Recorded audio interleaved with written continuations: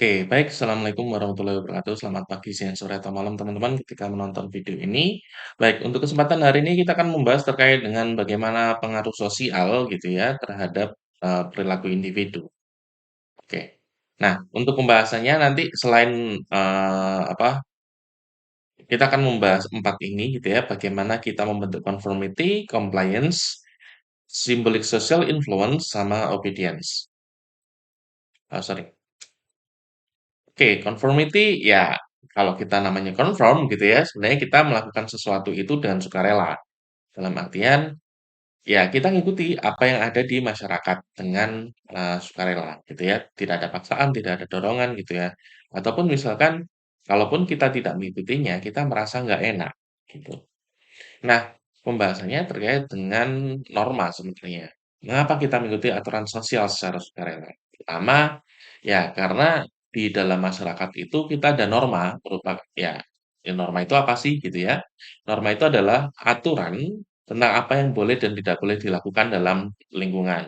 Ada norma sosial yang tertulis dan ada juga yang tidak tertulis. Tapi mungkin juga kita punya norma-norma lain gitu ya, norma hukum, norma agama, norma kesusilaan, apalagi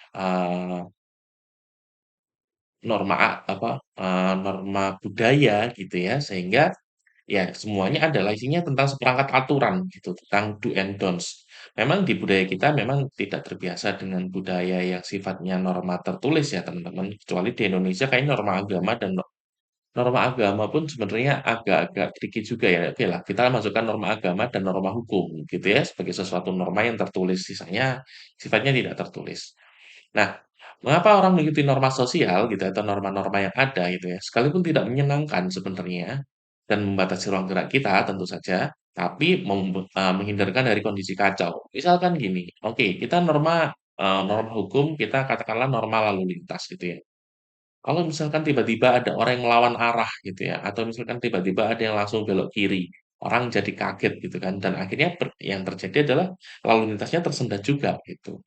Nah, selain itu, adanya norma membuat karena kita mematuhi norma, kita terlihat baik. Ketika kita mengikuti norma, kita terlihat bagus, gitu ya. Nah, masalahnya adalah, eee, kondisi seperti ini gitu ya, terlihat baik dalam kelompok menyebabkan seseorang atau banyak orang yang ya dia di depan ngiyain, tapi di belakang ngata-ngatain gitu ya. Nah, kondisi seperti ini sebenarnya berkaitan dengan ya tadi, ada orang yang ingin terlihat baik di dalam kelompok dan akhir-akhirnya juga munafik juga nih orang gitu ya. Tapi kondisi seperti ini pun sangat relatif ya, karena ya tiap orang punya personanya masing-masing, tiap orang punya topeng sosialnya masing-masing gitu ya.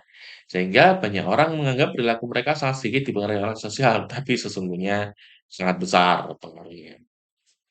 Oke, selanjutnya, nah karena kita ngomongin tentang benar dan tidak benar gitu ya, maka sebenarnya kebenaran itu sangat relatif, teman-teman.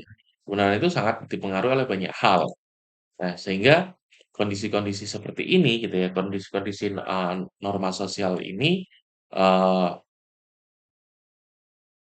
karena kebenaran itu sangat relatif gitu ya, maka dan mayoritas mengatakan itu adalah sebuah kebenaran, maka lambat laun kita akan mengiyakan juga gitu ya. Ini, di penelitiannya Salomon Asch. Nanti, penelitian Salomon Asch akan saya letakkan terpisah atau mungkin kita langsung bahas saja ya. Oke, sebentar, saya masuk ke penelitiannya Salomon Asch. Oke, Salomon Asch.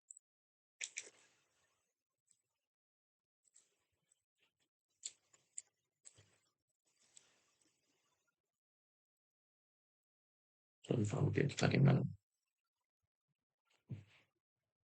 ya? But an experiment is not a public opinion poll. It examines behavior under the pressure of social forces, as the experiment of Solomon Asch reveals. The experiment you'll be taking part in today involves the perception of lengths of lines. As you can see here, I have... Oke, di sini dia ngomong bahwa penelitian ini adalah penelitian yang eee, tujuannya adalah untuk, eee, apa tadi ya? in today involves the perception of lengths of lines. Oke, As you persepsi can see terhadap here, sebuah I have a garis number of gitu ya. cards, and on each card there are several lines. Your task is a very simple one. You're to look at the line on the left and determine which of the three lines on the right is equal. Oke, jadi di garis yang sebelah kiri gitu ya, ini sebenarnya cocok dengan yang mana gitu ya. Ini kan pertanyaannya di situ. Oke, kalau nomor ini nomor berapa teman-teman? Ya, To it in length. All right, we'll proceed in this order. You'll give your answer. Only one of the people in the group is a real subject, the fifth person with the white T-shirt. The others are confederates of the experimenter and have been told to give wrong answers on some of the trials. oke. Nah ini jadi penelitian ini melibatkan 1, 2, 3, 4, 5, 6 gitu ya, 6 orang. Tapi sebenarnya partisipan aslinya itu orang kelima teman-teman. Orang ke 1, 2, 3, 4, dan 6 itu adalah confederate. Confederate itu asisten peneliti ya, atau orang yang membantu penelitian. The experiment begins uneventfully as subjects give their judgments. 2, 2, 2, 2, 2. Oke, tadi kan gambar pertama yang kiri sepadan dengan yang mana ini ya. Yang kedua ini asumsi kita harusnya 3. 3, 3, 3, 3, But on the third trial, something Oke. Dan di percobaan ketiga ini yang mulai menarik gitu ya. Bahwa ya jawabannya memang sengaja dibikin salah gitu loh. Nah, ini eh, kita akan coba lihat gitu ya. Bagaimana jawabannya. happens. Harusnya kan 1 ya. 2, Nah, 2, 2, 2. nah oke ya. Harusnya dia jawabnya 1, kemudian dia malah milih 2 gitu ya. The subject denies the evidence of his own eyes and yields to group influence. Ya, harusnya 2. Ash found subjects went along with the group on 37% of the critical trials. But he found through interviews that they went along with the group for different reasons. 1. 1. They must be right. There are 4 of them and 1 of me. 1. This subject's yielding is based on a distortion of his judgment. He genuinely believes that the group is correct. 1. 1. 1. 2. 1. 2. 2. 2. I know they're wrong, but why should I make waves? 2. In this case, the subject knows he is right, but goes along to avoid the discomfort of disagreeing with the group. Oke. Jadi ya, kalau orang pertama yang pakai kaos tadi kan dia udah dia ngikutin aja gitu ya. Tapi ketika orang pakai pakai baju biru ini, sweater biru ini, ya dia tahu dia benar gitu ya. Tapi karena dia nggak mau terlihat berbeda, dia nggak mau terlihat salah gitu ya. Ya udah dia get along, dia ngikutin kelompok gitu loh. Meskipun dia tahu kelompok salah gitu loh. Here the distortion is at the level of his response. 2. 2. 2. 2. In the previous experiment, the naive subject stood alone against the group. In this variation, Ash gave the naive subject a partner, here seated in the third position, who also gives the correct response. 1. 1. 2. 1. 2. Oke. Ketika ada satu orang saja yang menjawab benar, berbeda dengan kelompok gitu ya. Ternyata ya orang kelima yang sebagai responden ini dia ternyata ngikut untuk berbeda karena dia tahu itu yang benar gitu. With a partner, yielding drops to only 5% of the critical trials compared to 37% without a partner. Although subjects report warmth and good feeling toward the partner, they typically deny that he played a role in their own independence. The partnership variation shows that much of the power of the group came not merely from its numbers, but from the unanimity of its opposition. When that unanimity is punctured, the group's power is greatly reduced. Ya. Sometimes we go along with the group. Oke, jadi ketika dia itu Unanimity. Jadi ketika ada pihak satu saja yang menjadi devian atau satu aja orang yang menjadi tidak sesuai dengan apa namanya tidak sesuai dengan jawaban yang ada gitu ya. Ya udah, bukan masalah besar kecilnya kelompok, tapi ada tidaknya orang yang berbeda. Because what they say convinces us they are right. This is called informational conformity. But sometimes we conform because we are apprehensive that the group will disapprove if we are deviant. This is called normative conformity. The strength of the normative factor is shown in another variation carried out by Ash. In this variation, the subject is told that because he had arrived late, he would have to write his answers. Subjects in this private response experiment are exposed to the same amount of misleading information as other subjects, but they are immune from any possible criticism by the group. One. And this enormously reduces the pressure to conform. Conformity drops by 2/3. Ash's experiment is a classic. Oke, ketika dia tidak diharuskan menyampaikan pendapatnya yang berbeda tadi, ternyata eh, apa namanya kecenderungan seseorang untuk menjawab benar itu makin tinggi dan berbeda dengan kelompok gitu, It karena tidak reveals how terlihat. people will deny what they see and submit to group pressure. It allows us not only to observe conformity, but to study the conditions that increase or reduce its occurrence. Oke, itu ya. Nah, kita balik lagi ke PPT, gitu ya. Oke.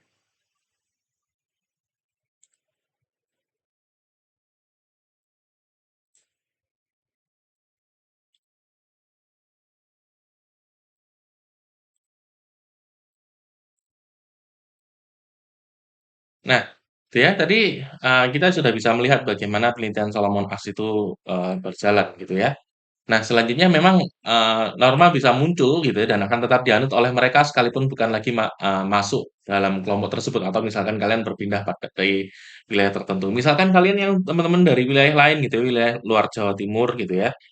eh, Ketika kalian pindah ke Malang gitu ya. Udahlah kita nggak usah ngomongin norma gitu ya. Kita ngomongin sesuatu yang sifatnya agak sensitif. Misalkan nasi goreng itu harusnya hitam, bukan merah. Nah, apalagi rawon itu harusnya hitam, bukan kuning gitu. Misalkan kalau teman-teman ke Jabodetabek, orang apa di warteg itu kalau mereka ngomong jual rawon warnanya kuning gitu loh. Bagi orang Jawa Timur itu penistaan. Namanya rawon harus hitam gitu. Atau misalkan apa lagi? Tata perilaku yang biasa kalian lakukan di rumah, kalian terapkan juga di sini, gitu ya. Sehingga ya apa namanya, di satu sisi memang ini mempertahankan nilai, tapi di sisi lain bisa saja dilihat oleh in-group itu sebagai suatu masalah, kamu tidak mau menganut value yang baru gitu loh. Terutama ini jadi masalah ketika ini terjadi pada migran gitu ya. Sisi negatifnya adalah individu bisa saja melakukan sesuatu itu tanpa pikir panjang gitu. Nah,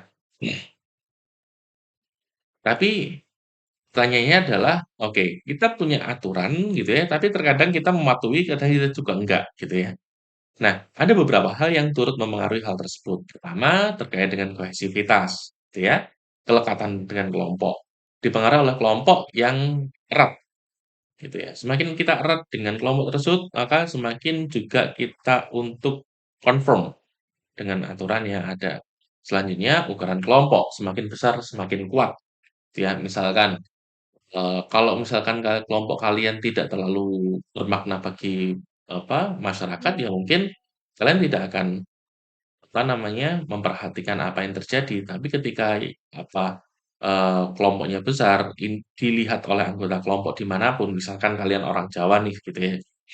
Nah, saya menganggap bahwa etnis Jawa, suku Jawa adalah suku yang apa ya etnis Jawa itu suku Jawa itu tersebar di mana-mana, sehingga kalau misalkan saya tidak menggunakan value Jawa, saya kan bisa diamati oleh orang lain gitu loh, sehingga ini tidak membuat saya nyaman.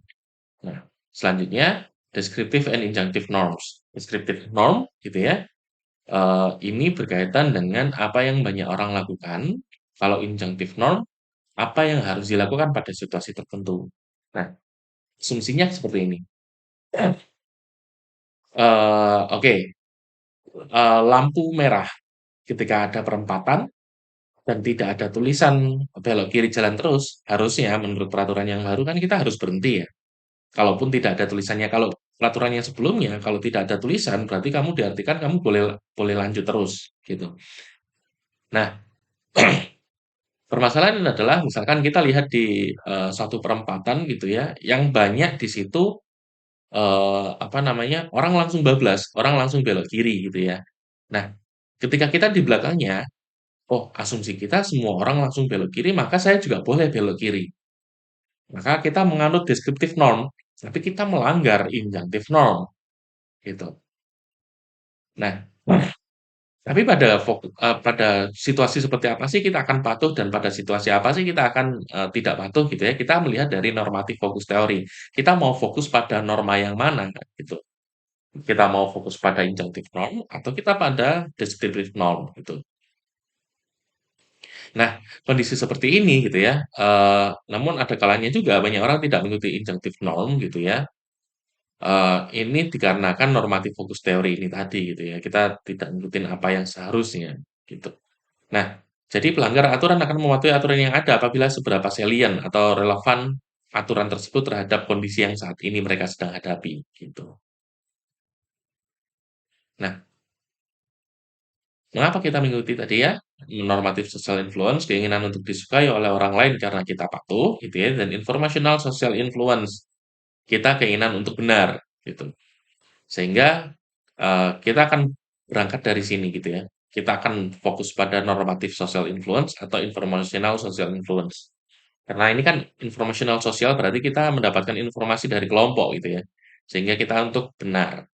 Nah, tapi kapan juga kita bisa saja tidak memperhatikan norma yang ada gitu ya, karena setahu kita kan juga ada beberapa kelompok di masyarakat kita yang tidak patuh terhadap aturan gitu. Nah, ada beberapa hal. Pertama, ingin terlihat berbeda dari yang lain. Kalau semuanya patuh semua gitu ya, ya saya adalah orang yang tidak patuh. Kemudian adalah orang yang berkuasa, saya pernah ngomong juga gitu ya, kalau teman-teman masih ingat, ya apa namanya, kalau kamu ada di kelompok atas, ya kamu akan bisa terbebas dari aturan-aturan sosial yang ada gitu loh. Nah, selanjutnya ada ya pencarian pasangan gitu ya. Laki-laki itu harus rebel gitu loh. Laki-laki itu harus berbeda, harus terlihat macho dan sebagainya. Sehingga yang paling terlihat adalah dengan mereka melakukan sesuatu yang berbeda dari kelompok gitu. Sehingga mereka mendapatkan perlawanan gitu. Nah, tapi ada kalanya juga pengaruh itu tidak berasal dari mayoritas teman-teman. Bisa saja berasal dari minoritas. Nah, sekalipun birokrasi dipimpin oleh dalam tanda kutip pribumi gitu ya, kekuatan ekonomi Indonesia dipegang oleh keturunan Tionghoa yang lebih kuat secara pengaruh, tapi secara jumlah juga lebih sedikit. Nah, dalam kondisi seperti apa minoritas mampu memengaruhi mayoritas? Pertama, minoritas konsisten menyuarakan hal yang sama. Atau misalkan di Indonesia mungkin yang uptrend LGBT gitu ya. Eee, Mereka menyuarakan hal yang sama, kompak, terus kemudian ada konteks yang tepat ketika mereka mampu menggeser mayoritas. Mungkin di Indonesia tidak seperti di luar negeri yang sudah pada tahap yang dalam tanda kutip saya menilai meresahkan gitu ya. Tapi di Indonesia sebenarnya lebih ke arah, udahlah minimal kami boleh hidup gitu ya. Kami tidak meminta untuk apa namanya, diperbolehkan untuk menikah dan lain sebagainya. Enggak, kami hanya minta hak dasar kami. Biasanya konteksnya seperti itu. Selanjutnya compliance gitu ya. Bagaimana untuk membuat orang lain berkata iya gitu ya. Ini kita request something to others gitu ya. Nah, ada kondisi-kondisi yang membuat kita mengiyakan permintaan orang lain gitu ya. Kalau kalau misalkan kita temenan atau deket gitu ya, ada prinsip ingratiation gitu ya. Ingratiation ini merendah untuk meroket gitu ya, mungkin yang kita kenal. Selanjutnya terkait dengan pujian terhadap orang lain gitu ya. Kalau kita senang, mood kita senang gitu kan kita akan cenderung bantu. Terus kemudian, memberitahu pencapaian kita ke orang lain dan menemukan banyak kesamaan. Ya kan kita berteman dengan seseorang itu kan karena kita banyak kesamaan. Oke, terus kemudian ada konteks konsistensi gitu ya, foot in the door technique gitu ya, namanya foot in the door berarti kan bayangin kalau kalian kayak masuk apa, kalian, menahan pintu untuk tertutup dengan kaki kalian, gitu.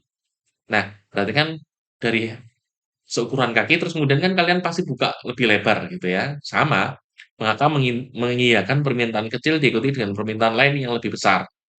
Nah, biasanya nih misalkan, ambilin ambilin, minta tolong ambilin pulpen dong, minta tolong ambilin ini, makin lama makin gede makin gede gitu ya, aku nanti nitip nasi goreng deh kalau kamu beli makan atau nanti aku nitip apapun deh kalau kamu beli makan gitu ya.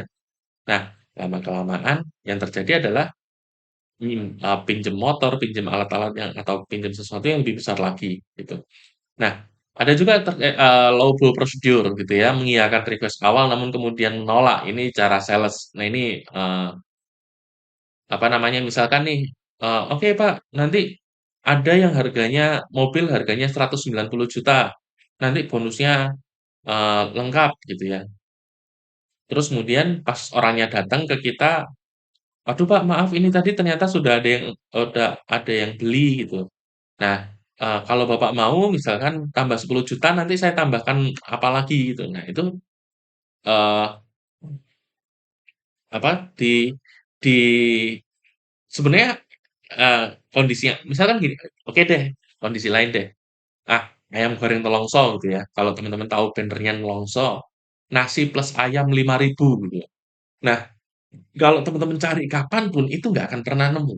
Bahkan kalau kalian datang asumsi kita kan, oke, konteksnya adalah ini, eee apa namanya, hanya terjadi di, eee, jam 12 malam mungkin gitu ya.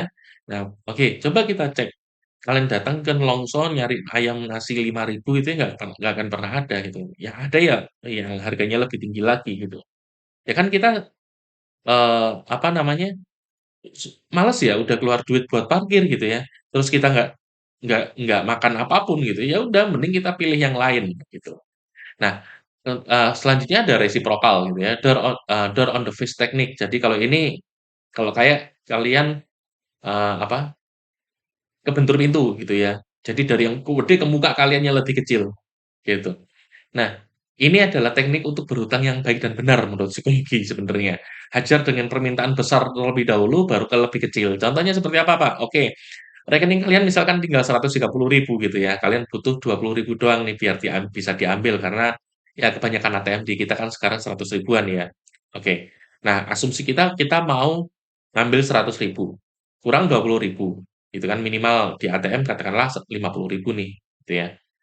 Kalian butuh cuma 20.000 kalian pinjam ke teman kalian, kamu ada nggak 100.000? Hajar dengan yang lebih besar dulu gitu ya. Baru, kalau 100 nggak ada gitu ya, 70 ada nggak? 70 masih nggak ada, 50 ada nggak? Ya udah deh, aku pinjam 20 aja deh, biar aku bisa ngambil duit di ATM, gitu ya.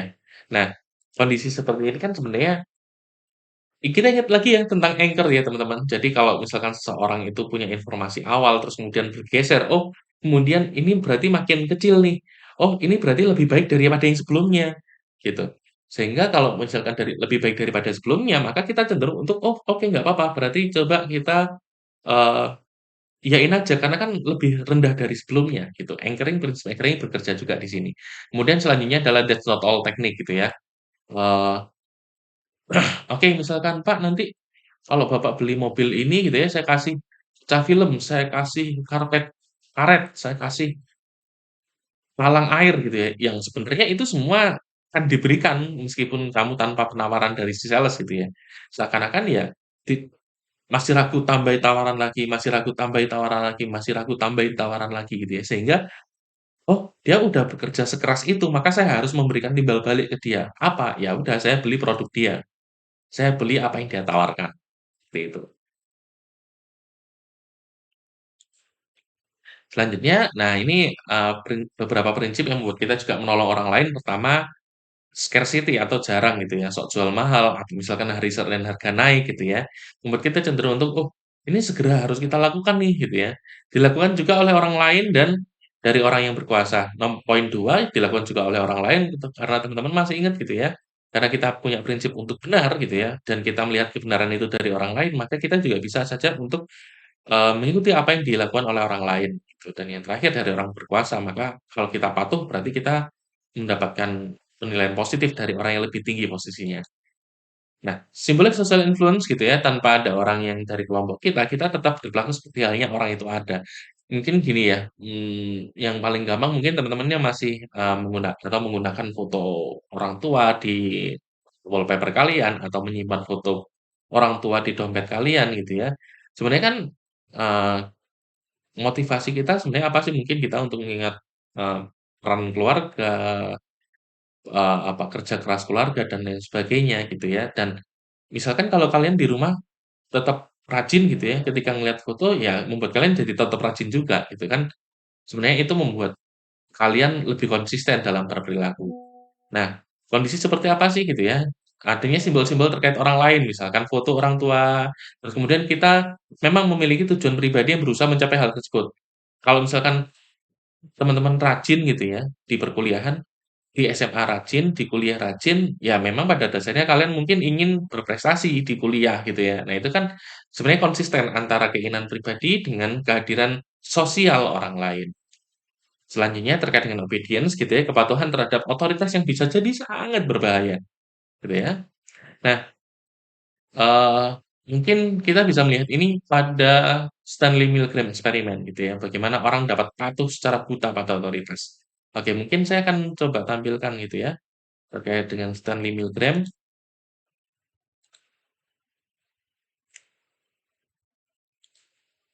Oke, Stanley Milgram.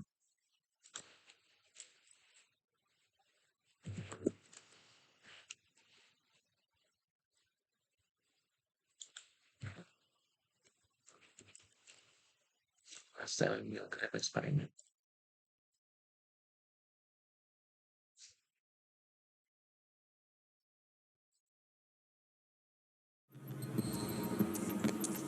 A decade earlier, psychologist Oke, entar. Oke, penelitian Stanley Milgram ini ya itu berkaitan dengan bagaimana seseorang itu patuh terhadap aturan. Oke. Stanley Milgram had also looked at how we respond to authority. In order to understand how people were induced to obey unjust regimes and participate in atrocities such as the Holocaust, he set up an experiment. Volunteers were told they were taking part in scientific research to improve memory. Will you open those and tell me which of you is which, please? Teacher, learn. Oke, jadi dua orang ini seakan-akan diacak gitu ya. Siapa yang sebagai student, siapa yang sebagai student, siapa yang sebagai teacher gitu ya. Jadi yang orang sebelah kiri itu adalah orang yang berperan sebagai teacher gitu, karena dia adalah orang yang sebagai partisipan penelitian, yang jadi student itu adalah confederate-nya, asisten penelitinya. Orang yang pakai jas ini pun juga bukan Stanley Milgram, ini confederate-nya juga. Separated by a screen, the teacher would ask the learner questions in a word game and administer an electric shock when the answer was incorrect. Oke, jadi seakan-akan si teacher ini dia akan memberikan hukuman kalau misalkan si student tidak mampu menjawab dengan tepat, gitu. He was told to increase the voltage with each wrong answer. Dan memang diminta untuk meningkatkan dan ini di-strum ya teman-teman. Jadi kayak mereka dibatasi oleh sebatas kain gitu ya, jadi ditutup kain dan oke, orang di seberangmu adalah orang yang menjadi student gitu ya. Kalau dia salah, kamu harus hukum dia, meningkatkan voltase setrumannya. Cloud. Horse, rock, house. Answer. Wrong. 150 volts. Answer, horse. Experiment, that's all. Get me out of here. Get me out of here, please. Continue, please. Go right on. I refuse to go on. Let me out. The experiment requires you continue, teacher. Please continue. Participants didn't know that the learner was really an actor and the so-called shocks harmless. You're gonna get a shock. 180 volts. I can't stand the pain. Let me out of here. Stand it. I'm not gonna kill that man, eh? I mean, who's gonna take the responsibility if anything happens to that gentleman? Dan ini faking cuma bohongan ya teman-teman ya. Jadi bener nggak di-strum beneran kok. Dance, truck, music. 2/3 of volunteers were prepared to administer a potentially fatal electric shock when encouraged to do so. by what they perceived as a legitimate authority figure. In this case, a man in a white coat. 375 volts. I think something's happened to that fellow in there. I don't get no answer. He was hollering on less voltage. Can't you check in and see if he's all right, please? Milgram's findings horrified America. They showed that decent American citizens were as capable of committing acts against their conscience as the Germans had been under the Nazis. Oke. Kemudian oke. Sebenarnya penelitian ini menjelaskan gitu ya, bagaimana, kondisi yang terjadi pada saat, Holocaust gitu ya. Kenapa orang yang baik terus kemudian menjadi sipir bisa jadi sangat jahat gitu ya. Ya simpel karena mereka, they have to do so. Karena mereka diminta untuk mereka diperintahkan untuk melakukan itu, gitu. Nah, hari ini mungkin karena mereka dalam kondisi sulit, apa ya, untuk menolak permintaan si researcher gitu ya. Lebih tepatnya mereka harus, hanya orang-orang yang mematuhi aturan gitu ya, menggunakan seragam tadi yang white coat, white shirt gitu ya, bukan white shirt ya, white lab, jas lab gitu ya. Terus kemudian, adanya peningkatan permintaan gitu ya, ingat foot on the door gitu ya, jadi foot in the door, kecil-kecil terus kemudian makin lama makin besar gitu ya, dan kemudian selanjutnya adalah faktor situasional. Nah, bagaimana menolaknya gitu ya, ingatkan bahwa mereka juga tetap bertanggung jawab, bahwa kita adalah orang yang tetap bertanggung jawab gitu. Terus kemudian pada titik tertentu kita harus, kepatuhan itu tidak harus dilakukan. Dan yang terakhir paling mudah adalah mempertanyakan kapabilitas ataupun misalkan mempertanyakan keputusan si pemimpin itu, bener nggak sih? Atau jangan-jangan ini sesuatu yang salah, gitu. Nah, oke, baik, terima kasih untuk, materi ini saya rasa cukup. Nanti kalau misalkan ada pertanyaan silahkan sampaikan di, kolom komentar atau sampaikan di, eee, apa, di forum-forum yang sudah disediakan. Terima kasih, selamat pagi, siang, sore, atau malam teman-teman. Assalamualaikum warahmatullahi wabarakatuh.